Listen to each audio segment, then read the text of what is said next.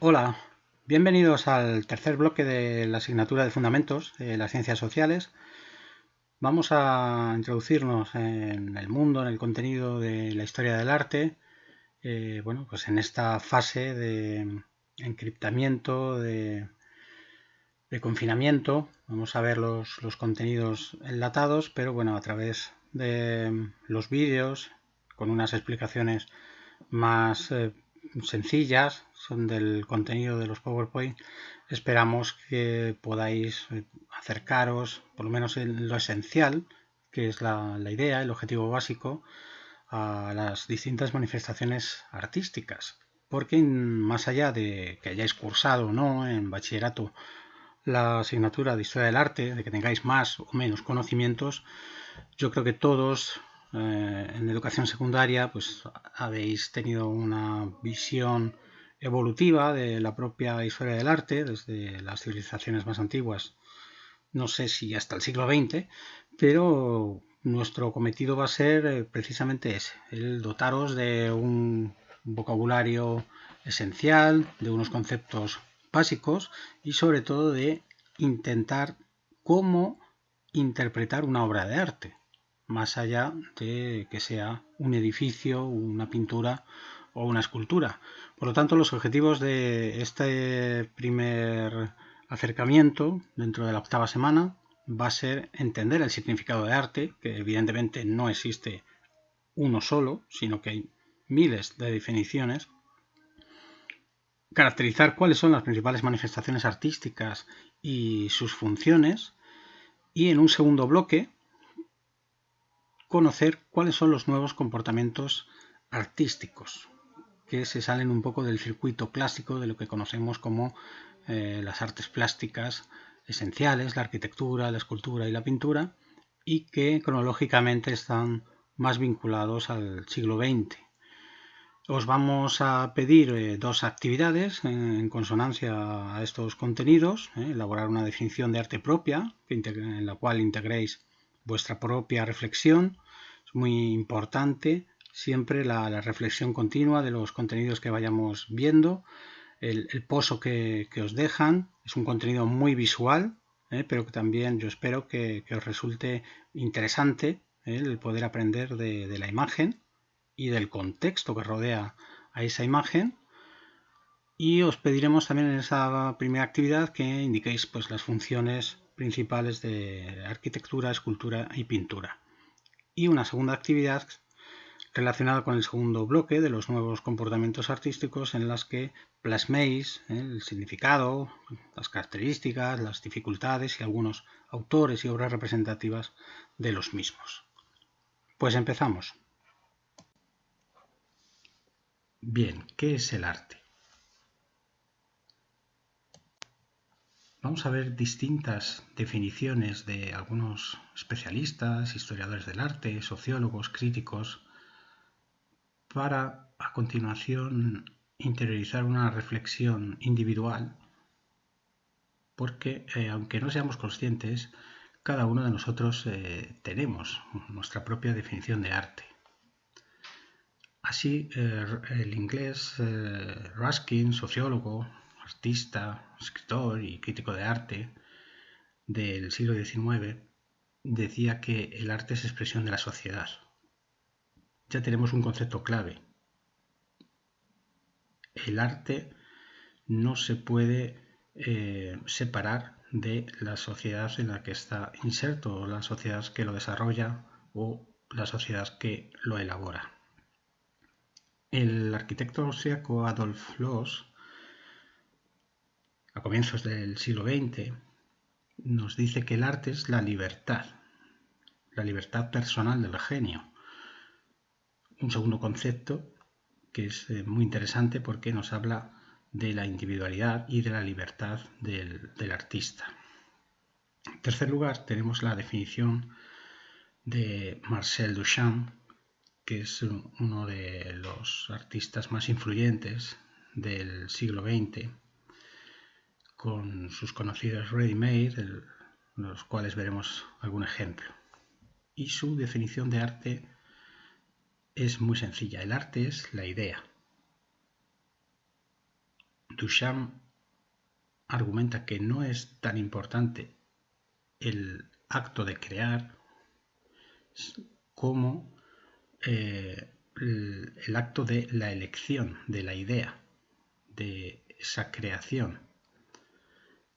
En cuarto lugar, tenemos una definición quizás de la más clásica, en el que se combina la relación, como veremos muchas veces, de arte y naturaleza. El arte como imitatio, como imitación. Es la definición del arquitecto y escultor italiano Giorgio Vasari, al cual se le considera uno de los primeros historiadores del arte y que es muy conocido por la elaboración de distintas biografías de artistas, fundamentalmente de los siglos XV y XVI, que es la época en la que él vivió, y también se le atribuye la creación, la acuñación del término Renacimiento. Para Joseph Beuys, el arte, en cambio, es acción, es vida. Beuys es un escultor alemán del siglo XX que está relacionado pues, con movimientos artísticos como las performances, happening, el uso de vídeos, y relacionó la pedagogía con el arte. Para Dino Formaggio, su definición es a priori un poco contradictoria. Dice, arte es todo aquello que los hombres llaman arte. Para Formaggio, la teoría del arte, él desarrolló en su tesis la fenomenología del arte se relaciona con lo estético. La estética, por lo tanto, será otro concepto esencial, fundamental, para la comprensión de la historia del arte. Continuamos con definiciones y especialistas. En el caso de Ernst Hans Gombrich, historiador del arte británico, muy reputado, uno de los principales del siglo XX sin duda, con una obra de cabecera que es The Story of Art, publicada en 1950, nos comenta que realmente el arte es una entelequia, no existe. Solo podemos hablar de artistas. Por lo tanto, está ensalzando la figura del creador. Estos artistas heredan los esquemas que a su vez en épocas anteriores han desarrollado otros artistas. Esa realidad, las técnicas y las obras de los distintos maestros de todas las épocas anteriores. Y por último, quizás la definición más escueta del escultor, pintor y poeta alemán Jean Arp, también del siglo XX, uno de los fundadores del dadaísmo, nos dice que todo es arte. Arp se especializó en esculturas biomórficas y por lo tanto para él lo orgánico era el principio formativo de la realidad y nos lleva también pues, a una máxima muy interesante de analizar. Todo es arte. Bien, en este punto os pedimos que tratéis de crear una definición individual y propia, personal, de arte, de la manera más completa posible. Estos autores os han dado una serie de pistas, una serie de conceptos esenciales que tenéis que ensamblar con vuestros conocimientos previos, que todos habéis recibido nociones básicas, esenciales en la educación secundaria, aunque la historia del arte está subsumida en el currículo de historia, pero todos tenéis esas nociones esenciales del arte antiguo o medieval o de un periodo tan importante como el Renacimiento e incluso de manifestaciones o movimientos artísticos del siglo XIX o de las vanguardias del siglo XX.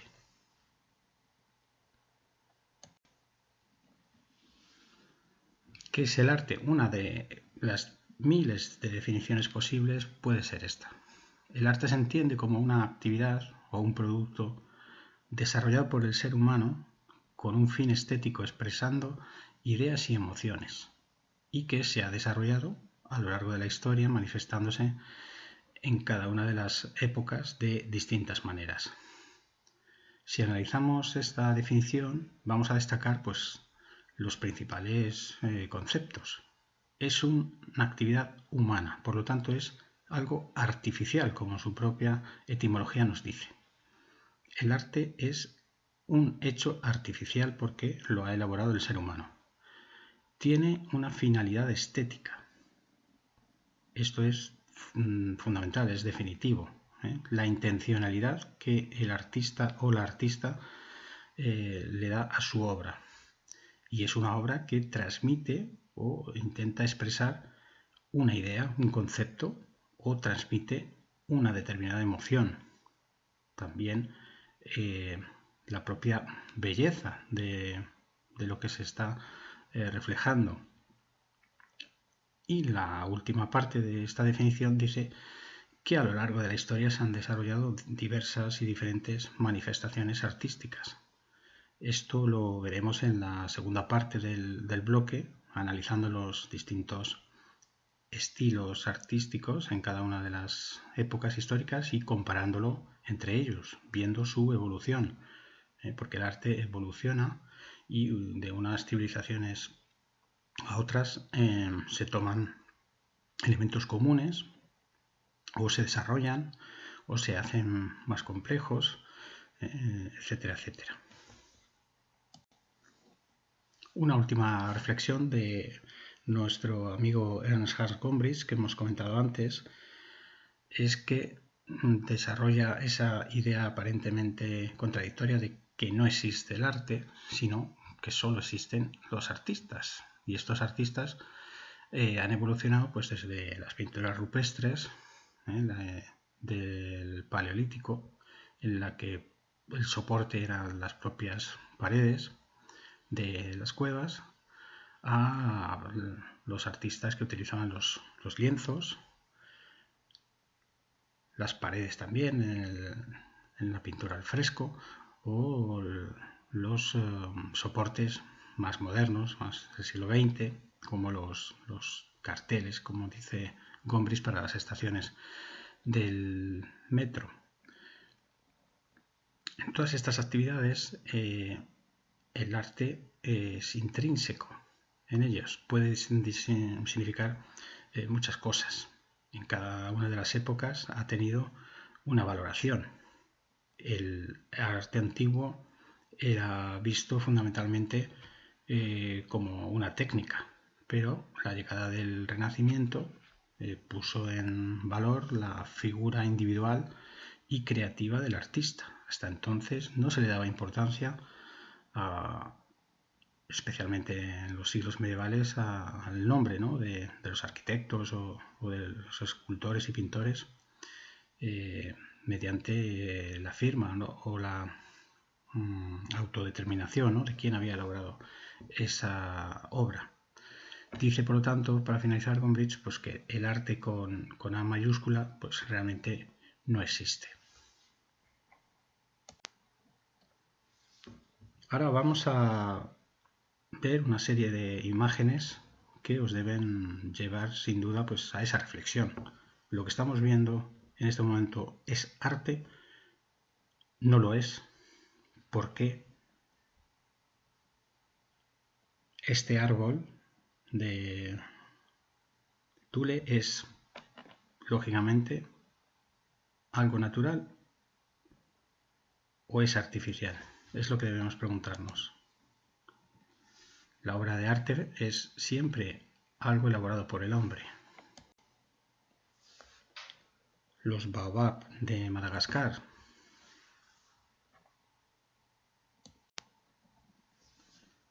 y estas ilustraciones extraídas del bosque de Oma, pintado por Ibarrola en el País Vasco, en Vizcaya. Es el bosque pintado, ¿no?, con figuras humanas, geométricas, animales. ¿Esto lo podemos considerar arte?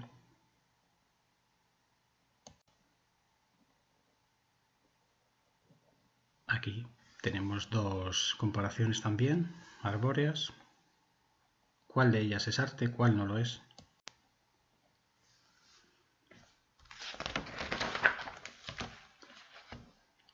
los árboles envueltos de los artistas Christo y Jean-Claude, elaborados en un parque de Basilea, de Suiza, en los años 90. Se cubrieron 55.000 metros cuadrados de parque de árboles con telas. Esto es artístico.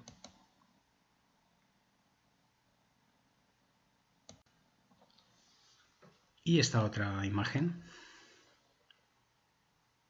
evidentemente, es un basurero. Es algo que nos produciría rechazo. Pero analicémoslo desde un punto de vista estético. Tiene algo de cromatismo, tiene algo de artístico, es artificial.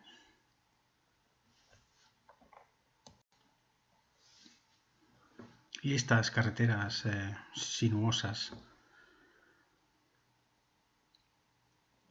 las autopistas, por lo tanto, las fotografías de estos paisajes, pueden considerarse arte.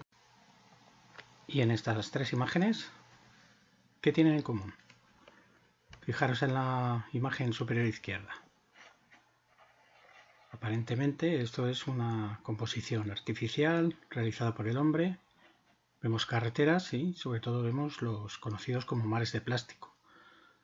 Estas construcciones, estos invernaderos que se levantan en gran parte de Andalucía precisamente pues para cultivar determinados productos fuera de la época en la que son adecuados. Fijaros en la imagen derecha y en la imagen inferior izquierda que nos representan dos modalidades o dos ideas del arte abstracto, de un arte geométrico. Y esto que veis aquí, esto es arte, un jardín o un jardín histórico. Podéis pensar en los jardines de los palacios reales, de Versalles, el Parque del Retiro en Madrid. Los parques pueden ser considerados como algo artístico, como una composición artística.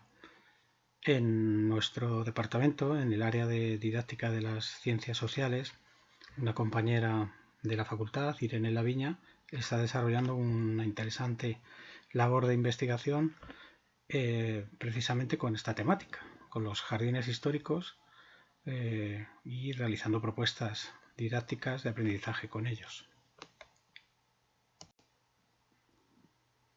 Por tanto, llegamos a otra reflexión muy importante, que es cuando el hombre se sirve de la naturaleza para desarrollar esa idea o ese impulso artístico. En los ejemplos de la diapositiva tenemos en la parte superior un lugar bastante reconocible, que es el Cromlech de Stonehenge en Gran Bretaña, y esos grandes lienzos de piedra enormes, pesan toneladas, las cuales han sido utilizadas y dispuestas en una composición muy original por hombres o sociedades de la edad de los metales.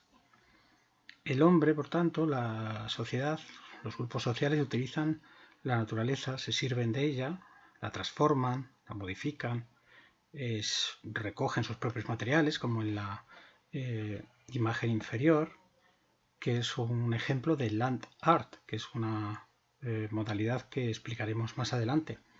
Aquí tenéis un espiral conformado por rocas del escultor Smithson en 2005 en Estados Unidos.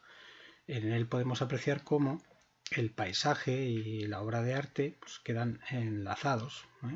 Los materiales son los que intervienen en la propia idea de la obra de arte. Y en la imagen de la derecha podéis observar los conocidos como petroglifos, que son manifestaciones parecidas también son también arte rupestre porque están incrustados en la propia piedra, ¿no? En el propio material que ofrece la naturaleza. Fijaros ahora en esta composición. Son 3 imágenes de la misma composición, los llamados tierra de gigantes, que es un tendido eléctrico que se ha elaborado en la isla de Islandia, y bueno, son construcciones metálicas, y la pregunta que debemos hacernos es si esto es algo estético o simplemente funcional, o cabe la posibilidad de que ambas funciones, lo pragmático y lo estético, tengan cabida.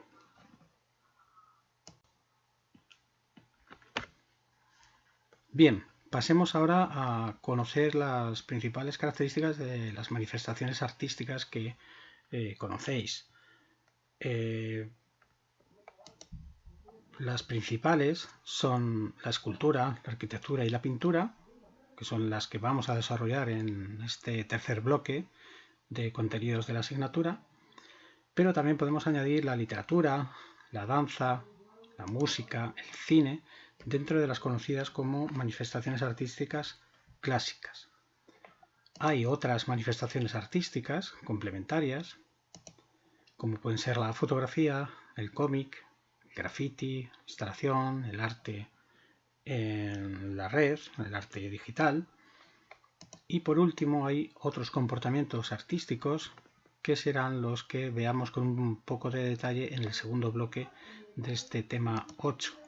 Me estoy refiriendo pues fundamentalmente al arte conceptual, al land art, el arte povera, body art, happening y acción o intervención. ¿Cómo se clasifican las obras de arte? Además de lo que acabamos de ver en la diapositiva anterior, podemos clasificarlas en 3 grupos. Las principales, las artes plásticas, arquitectura, pintura y escultura, que vamos a comentar a continuación, las artes decorativas, muchas de ellas subordinadas a la creación arquitectónica. Estamos hablando de, por ejemplo, los mosaicos romanos o bizantinos, las vidrieras de las catedrales góticas, las yeserías, etc. O artes exentas, que pueden ser las miniaturas de los libros medievales, el grabado, la orfebrería, por ejemplo, que tiene gran importancia en los pueblos bárbaros, los esmaltes, la cerámica, que tiene también pues, un interés especial en la Grecia clásica, etc. Y por último, las artes no plásticas. Sobre esta clasificación puede que haya cierta complejidad o cierta polémica, porque evidentemente la literatura, la música, la fotografía, el cine, la danza son componentes artísticos, pero que tienen su propia metodología y sus propias complejidades y sus propios objetivos. Vamos con la primera de las artes plásticas.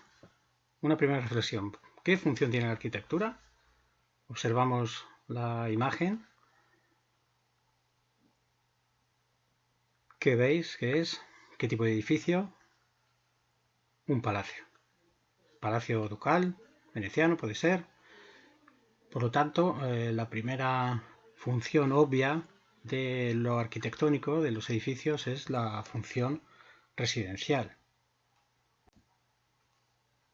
La arquitectura evidentemente sirve también como cobijo para reuniones en espacios abiertos, como podría ser el ejemplo del Foro Romano, donde se encuentran los principales edificios políticos, religiosos, jurídicos, económicos, conmemorativos, como vemos aquí también en pequeño, un arco de triunfo de la ciudad de Roma. En el ejemplo superior, el Parlamento británico, ¿no? Es un ejemplo de institución política de primer rango, por lo tanto, una función política institucional. Otro cometido muy importante de los edificios arquitectónicos es, sin duda, el ser considerados espacios religiosos. A lo largo de las distintas épocas, distintos periodos históricos, todas las civilizaciones han erigido edificios dedicados al culto de la divinidad, independientemente de la religión de la que estemos hablando. Aquí hay ejemplos de varias de ellas, los ejemplos precolombinos, de la arquitectura precolombina, arquitectura oriental, arquitectura islámica, con el ejemplo muy obvio de la mezquita de Córdoba, su interior, y de una fachada de una catedral gótica en este caso.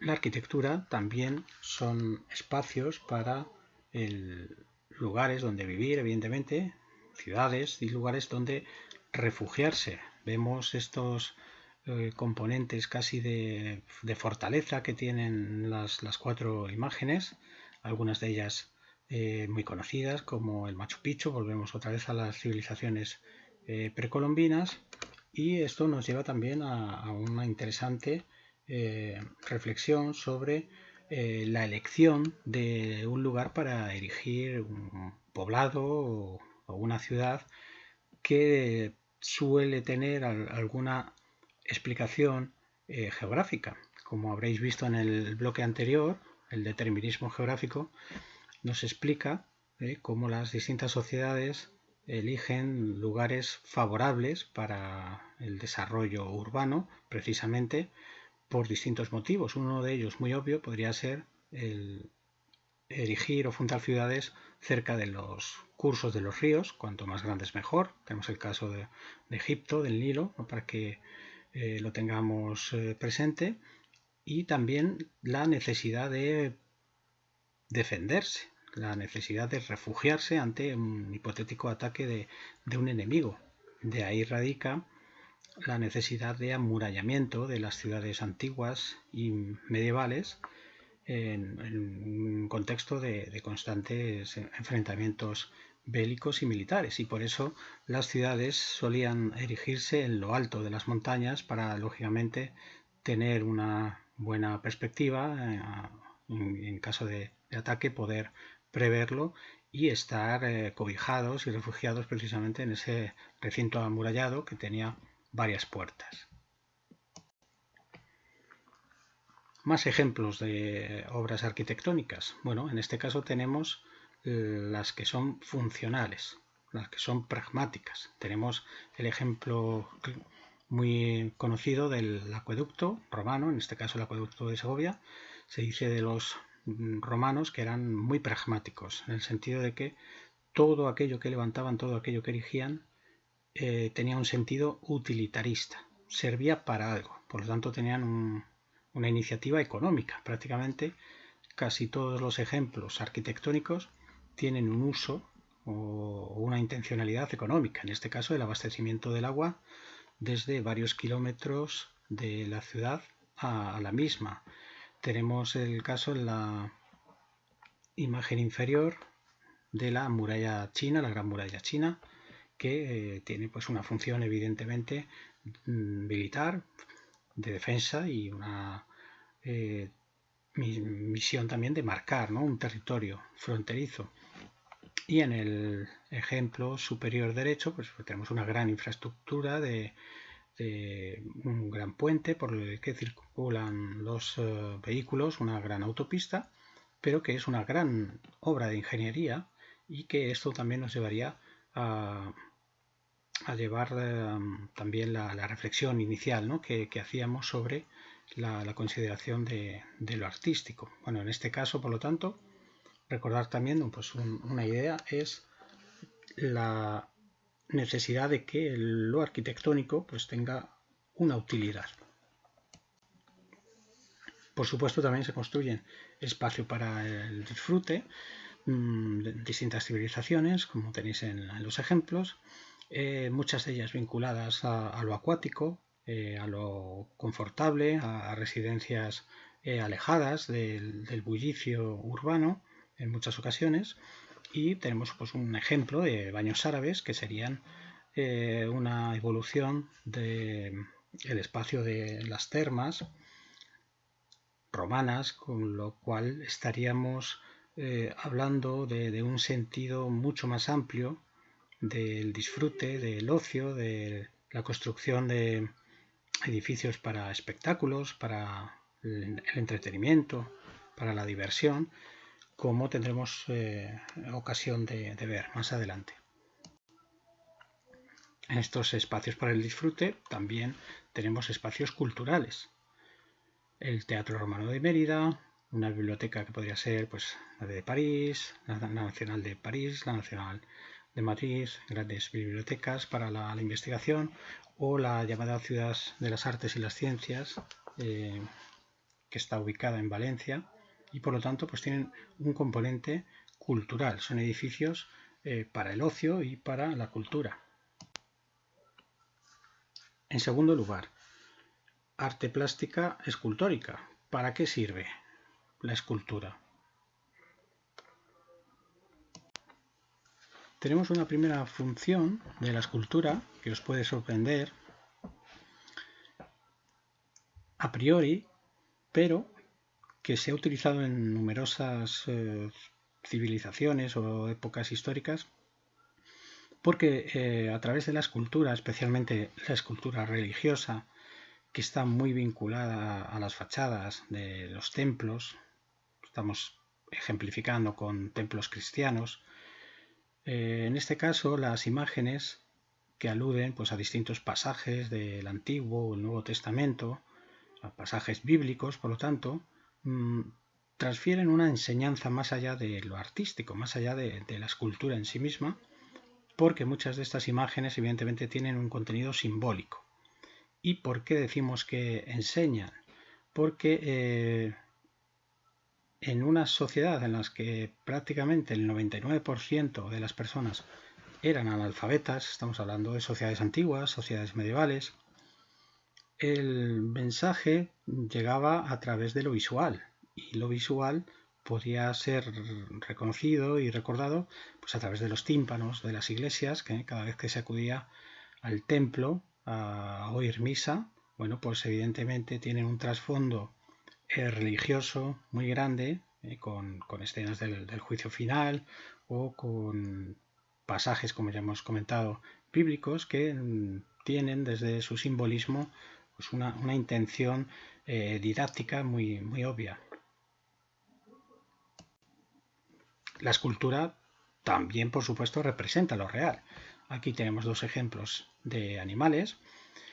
Una escultura que no siempre va vinculado a lo arquitectónico. Muchas veces cuando observamos estas esculturas en los capiteles o en las fachadas de las iglesias, digamos, las infravaloramos porque o bien porque sus dimensiones o su propio valor estético es más reducido, porque tiene una función más decorativa, pero evidentemente existen lo que conocemos como esculturas exentas, que representan pues, una única figura, descontextualizada probablemente, como en el caso de la imagen izquierda.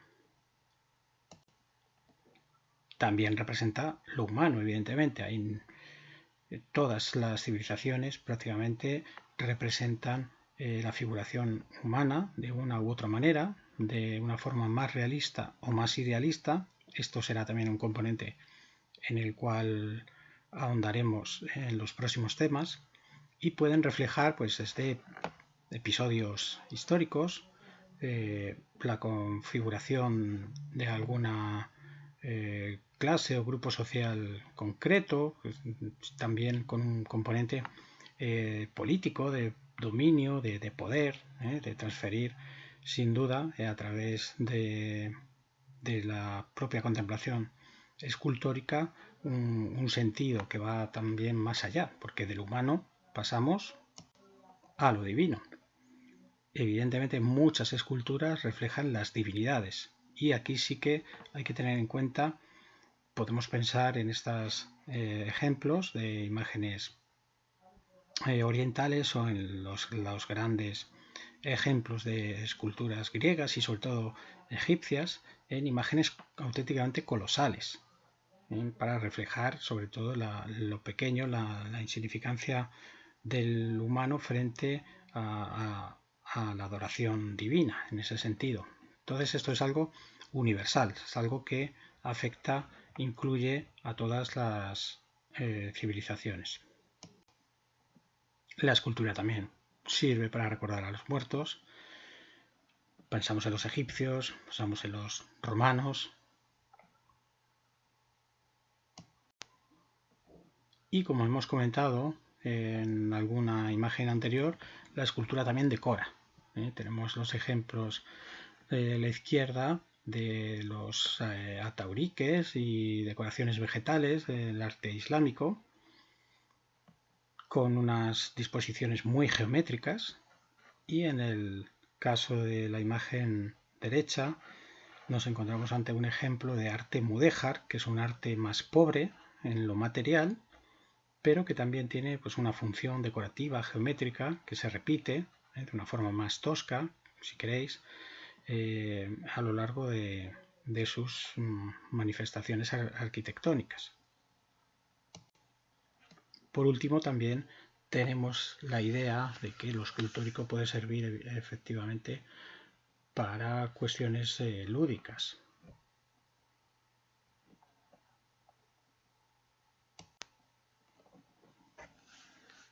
Y alcanzando el tercer bloque, ¿qué finalidad tiene la pintura? ¿O qué objetivos, qué fines persiguen la pintura y el dibujo? Nosotros nos vamos a referir sobre todo a las artes plásticas pictóricas, pero el dibujo muchas veces va o es inseparable, ¿no?, de la propia pintura.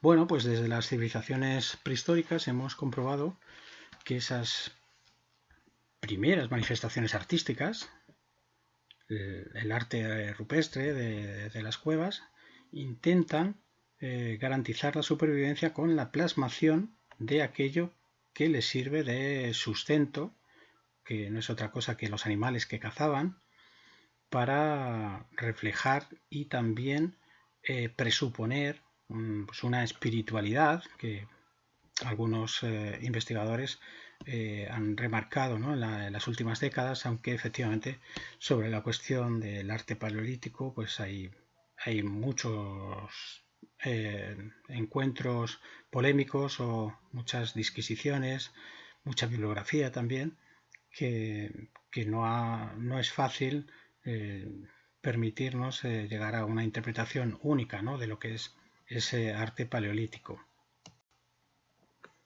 En segundo lugar, pues el arte pictórico, las pinturas, las representaciones pictóricas, pueden representar y medir el tiempo, como en el ejemplo que nos muestra las estaciones del año, probablemente de San Isidro de León, que son unas imágenes muy conocidas en las cuales se identifica a cada uno de los 12 meses con una de las 12 actividades agrícolas o ganaderas del ciclo agrario, de aquello que se conoce como el ciclo agrario. Estamos hablando de sociedades medievales cuya jornada transcurría de sol a sol y vinculada pues, a actividades económicas fundamentalmente agrícolas, también artesanales en el mundo urbano, pero fundamentalmente agrícola, ganadera y rural. Estamos hablando de un contexto de sociedades feudales.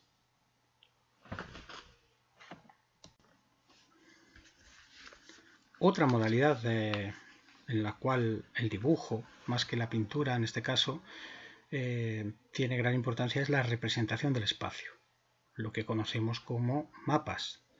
La cartografía ha tenido un desarrollo, una evolución histórica, pues desde la misma aparición de los griegos, y en este caso tenemos la representación de lo que era el mundo conocido precisamente en la época griega, que luego fueron heredados por los cartógrafos medievales. En la parte conocida como Alta Edad Media se realizaban estos mapas que se conocían como de T en O, porque reflejaban los tres continentes conocidos: Europa, Asia y África, circundados por un círculo que era el océano y era el comienzo de lo desconocido. Estamos hablando, claro, de un unos momentos históricos en los que se desconocía la esfericidad terrestre y en el cual el centro estaba reflejado, dibujado el mar Mediterráneo, ¿no? El Mare Nostrum de los romanos.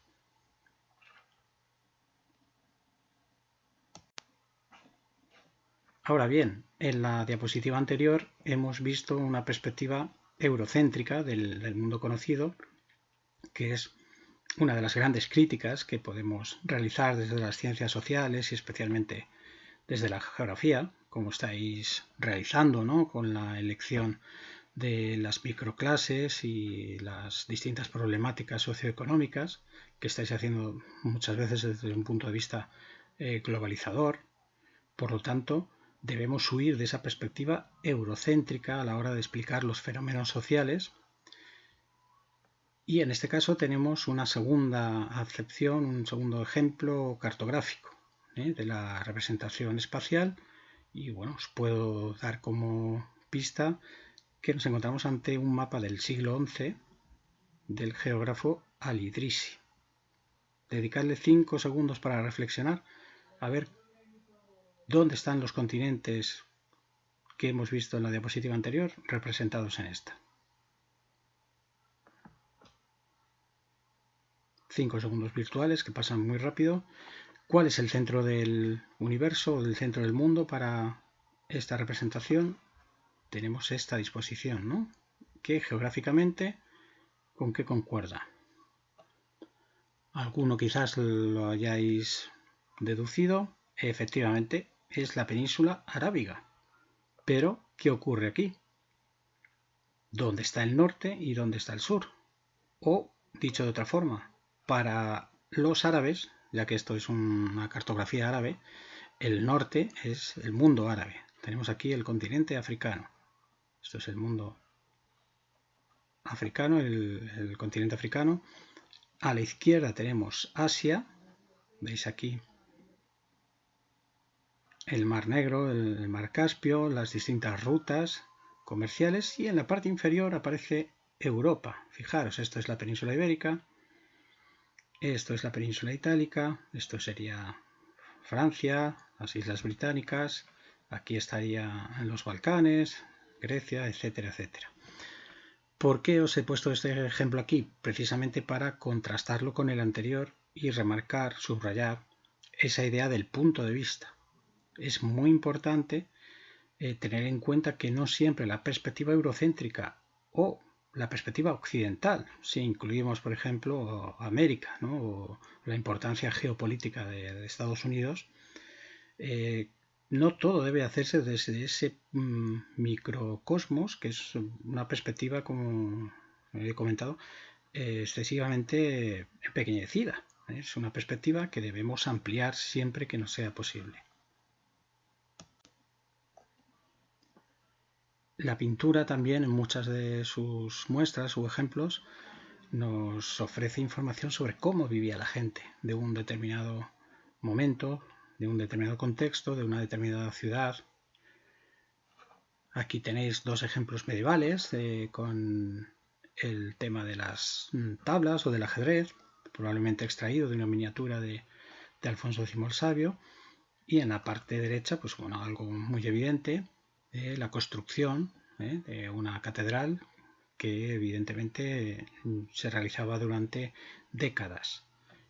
Aquí pues se pueden apreciar la cantidad de oficios, de artesanos, de peregrinos o de grupos religiosos. Aquí podemos ver probablemente un palacio arzobispal o un palacio nobiliario sobre el que se está observando la creación de la catedral. Por lo tanto, es fundamental como fuente histórica el tener en cuenta la creación artística, pictórica en este caso, porque nos va a transmitir muchísima información, tanto los personajes como el propio paisaje representado. Estos son 3 ejemplos más de lo que acabamos de comentar.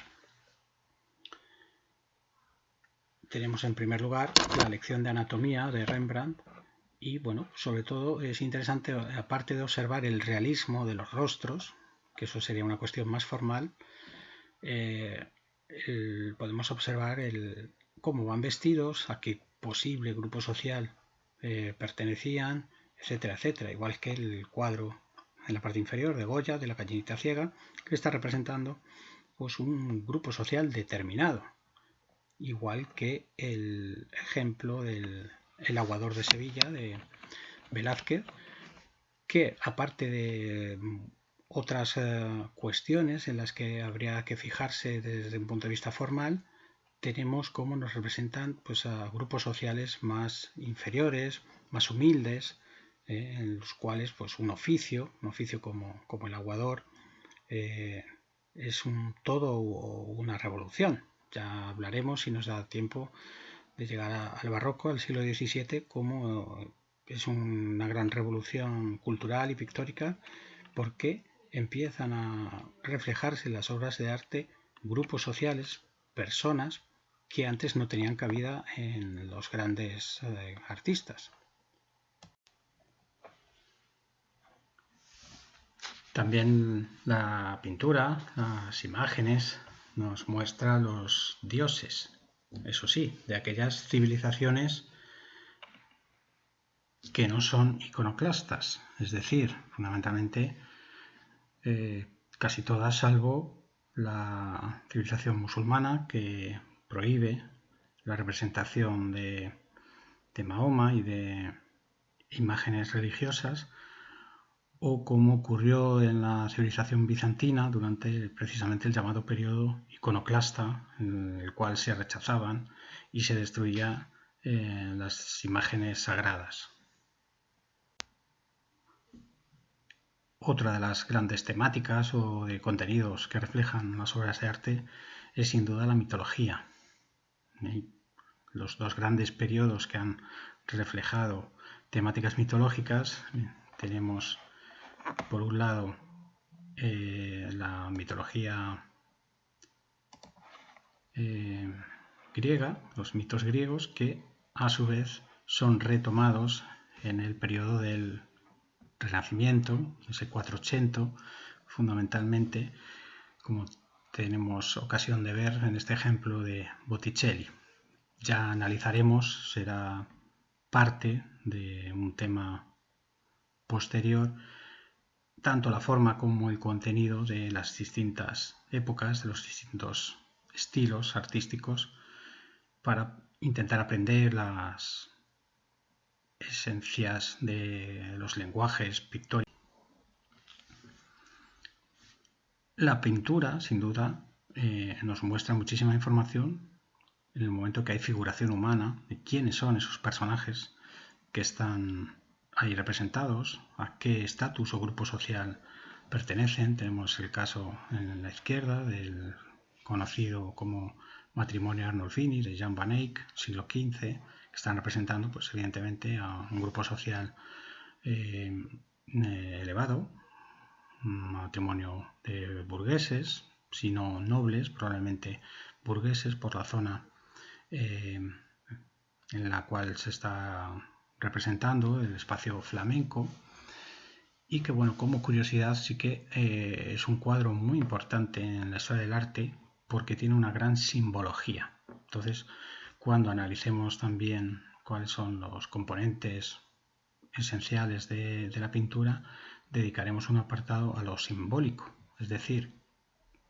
que algunos de los objetos que nos pueden parecer insignificantes o cotidianos, los ropajes, tienen probablemente pues, una simbología, en este caso en clave cristiana, y que es muy interesante de analizar. Lógicamente, a simple vista no se ve, no se aprecia, sino que necesitamos pues, una literatura, una bibliografía, un conocimiento más profundo de lo que simplemente aprecia nuestro ojo. Por lo tanto, esta será una de las grandes temáticas, la iconografía, la simbología del arte, no solo de la pintura, pero especialmente. Y la curiosidad que os iba a comentar es que os fijéis en este elemento de aquí, que es el espejo, que es una herramienta del artista para realizar, desde luego, un artificio, un engaño o una transmisión de la escena real que está ocurriendo y que retomará Velázquez en su obra mundialmente más conocida como son las Meninas, ¿no? Que es el artificio del espejo. El arte, la pintura, a veces nos transmite inquietud o nos lleva a la reflexión. Vemos el conocido cuadro de Dalí sobre la persistencia del tiempo, ese tempus irreparabili fugit de los latinos, ¿no? El tiempo que huye inexorable y que, como hemos comentado, pues también está muy vinculado a la literatura, ¿no? A esa temática universal en todas las épocas y en muchísimos autores que recurren a esa fugacidad del tiempo. Y la reflexión o la crítica en el arte puede que esté quizás circunscrita a las manifestaciones más recientes, en un periodo de tiempo más cercano a nosotros incluso, pero que sin duda se han convertido en una de las temáticas primordiales, ¿no? La utilización del arte como denuncia social, denuncia política, como en el caso evidente del ejemplo del Guernica, ¿no? Como un alegato contra el horror de la guerra, entre otras miles de posibles definiciones que podríamos realizar de este ejemplo. En la parte superior, pues también el conocido como El Grito, el cuadro de Ernst Munch, el expresionismo alemán, que nos lleva pues efectivamente a una reflexión interior, a cuestiones más filosóficas relacionadas con el existencialismo, con distintas lecturas, y nos llevan también a la reflexión de la importancia de conocer la propia biografía de los artistas para entender su obra. Una personalidad tan prolija como el caso de Picasso, en la cual pues ha tenido una obra muy aplaudida, evidentemente, muy extensa a lo largo de muchísimos años, pues su propia obra ha tenido una evolución, pues desde el cubismo al clasicismo y evidentemente las propias temáticas y las propias formas. Todo ello pues lo comentaremos cuando hablemos con detalle del bloque de pintura. Y para finalizar, pues el arte, la pintura, en otras ocasiones simplemente nos transmite o refleja esa belleza, esa realidad que nos invita a disfrutar de estas obras. Aquí tenéis una amalgama de distintas obras, distintos periodos, y yo creo que para finalizar deberíamos reflexionar sobre qué nos transmite la obra de arte. Fijaros, por ejemplo, en esta danza de Matisse, Henri Matisse, como el poder del color es lo que nos está transmitiendo. Podríais intentar definir con una palabra qué tipo de emoción o de sensación os transmite cada una de estas obras. Pues puede ser fuerza, serenidad, quietud, belleza, etcétera, etcétera. Continuaremos con el siguiente bloque. Muchas gracias por vuestra atención.